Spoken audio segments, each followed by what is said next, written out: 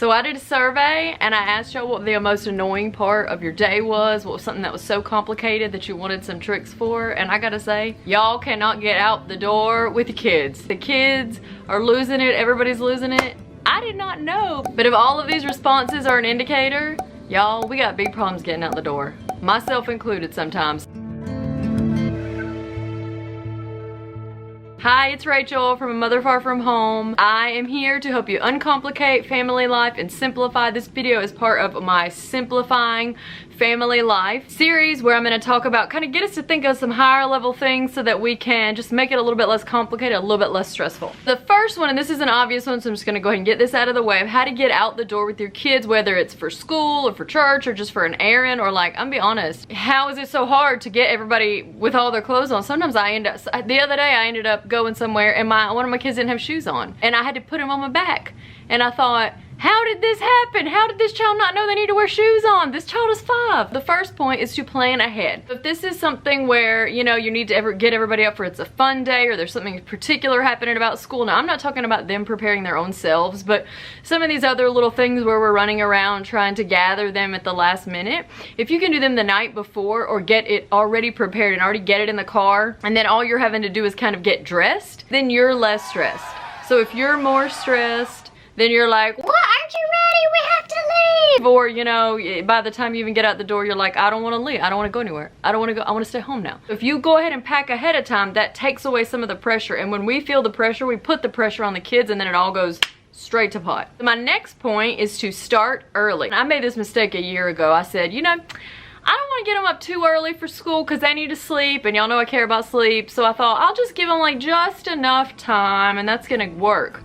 And I'm gonna tell you what happened. It didn't work. The kids, they like to get up and then stare at the wall a little bit, and they're gonna read their comic book, and then they're gonna come down and eat, and they haven't even got dressed yet, and then you gotta say, remember the routine, and then they gotta go back and get dressed, and then they come, and then they make the grits, and then the grits are too hot. Okay, they don't have enough time. If you can go back 15 or 20 minutes, then that'll at least just make it less manic. If you know you need to leave at 11, then, you know, instead of being like, it's 10:45, we need to, you know, at 10, you just get everybody ready and let them play. And the third tip, this is for myself. I'm just gonna let y'all in on the way that I handle myself and my own business, is that it has happened where I've adopted a desperate tone. So I'm gonna say our tip number 3 is to drop the desperation and to take on the authority, okay? So sometimes it's like, we're like, can't y'all just get your shoes on?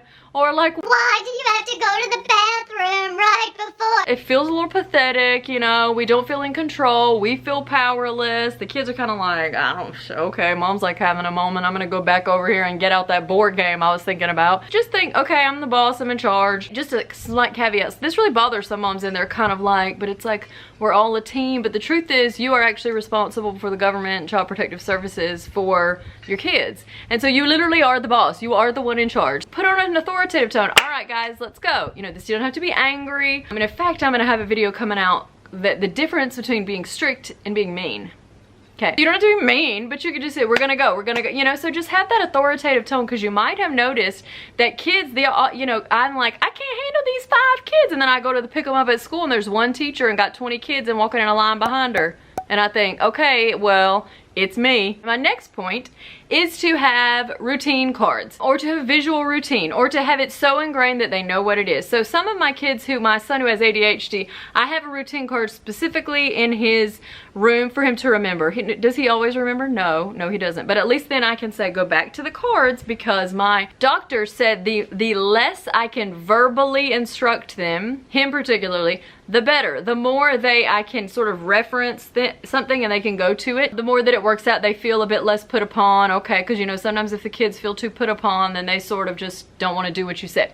So this is great for toddlers or preschoolers as well. You know, it's like, we're not doing a bunch of different stuff. What we do when we wake up, we make the bed, or depending on if they are in the bed yet, or, you know, we're gonna get dressed, brush our teeth, whatever it is. Just a few things on there that you can reference. And so this is good, particularly if it's a school morning. I have an entire class that I'll link below called Simple School Routines, and it goes into exactly how they can wake themselves up, get fully ready, literally do their whole thing, and meet you at the van in the mornings. And it also goes into the afternoons. But this is important, especially as they get older, so that they're not kind of just like waking up and like hanging around and like waiting on you to remind them to get dressed. Do you know what I mean? No, we can't be doing this. My next point is to get out the door is to make sure your front or back door or garage door, wherever you go in and out, to actually take some time and to zhush that and make sure that it is sort of a command center for leaving, so to speak. So this might be a basket for shoes if you are a no shoe household, okay? Or it might be hooks for backpacks, or it might be where you keep the diaper bag, or it might be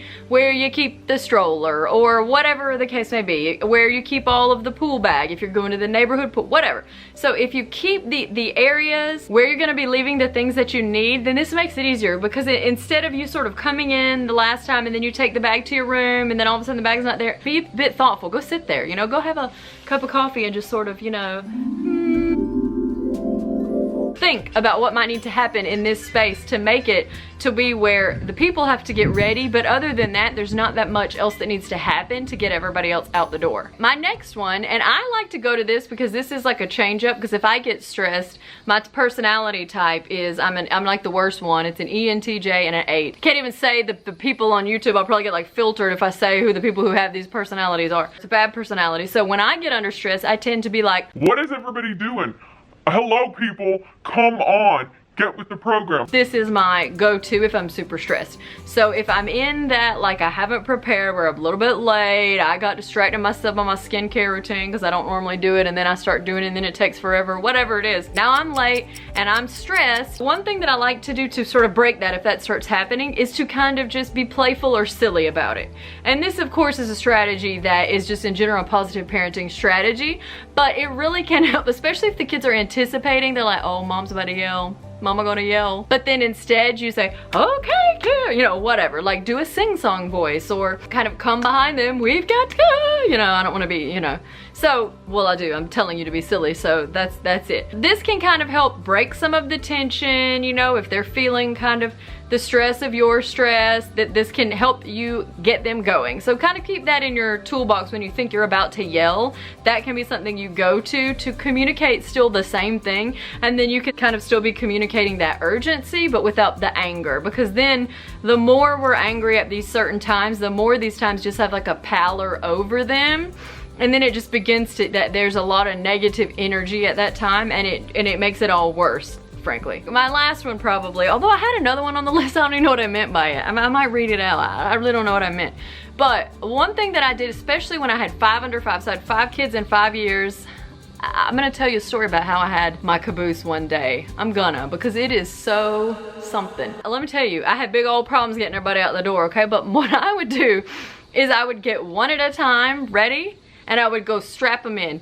And I would come back and I would get the other one ready and I would go strap them in. And then I would literally one at a time until they were all strapped into the van, because they couldn't get out. Anyway, we're in the middle of nowhere. Even if they got out, they're not going to the road or anything. Strap them in to where they can't get out.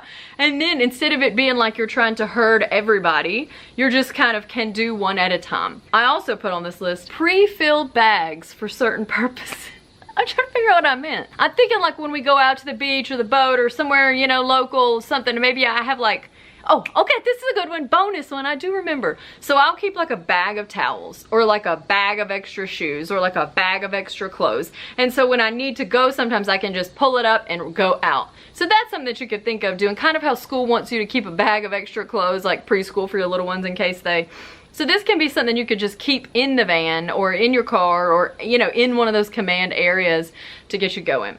So I hope some of these ideas can just, you know, get your mind whirling and help you simplify the time that you have a little bit when you have to get them out the door. And I want to say this will get easier as they get older, but I feel like I hear like maybe it's harder when they're teenagers. I don't know. Is it? You tell me. I'll talk to you soon.